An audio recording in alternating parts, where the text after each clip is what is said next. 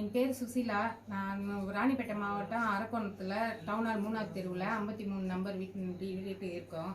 எங்கள் ஏரியாவில் வந்து காவா சரியாக இல்லாமல் மேலோட்டம் எடுத்து போட்டு போகிறனால தண்ணி இதோ இப்போ வீட்டுக்குள்ளே வரைக்கும் தண்ணி வந்திருக்கு.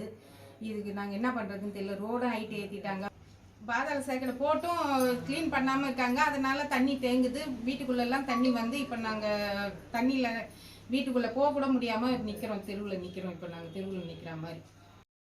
என் பேர் முத்து. அரக்கோணத்தில் இந்த ஏடுகுசுத்தூரில் இந்த வீட்டில் இருக்காங்க.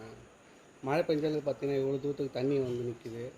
ப்ளஸ் வந்து பார்த்திங்கன்னா அந்த காவா மலை சைடு ஃபுல்லாக வந்து பார்த்திங்கன்னா ஆக்கிரமிப்பு அதிகமாக இருக்கிறதால இந்த பக்கம் பார்த்திங்கன்னா ஃபுல்லாக அடைச்சிட்டாங்க ஃபர்ஸ்ட் ஆஃப் ஆல்.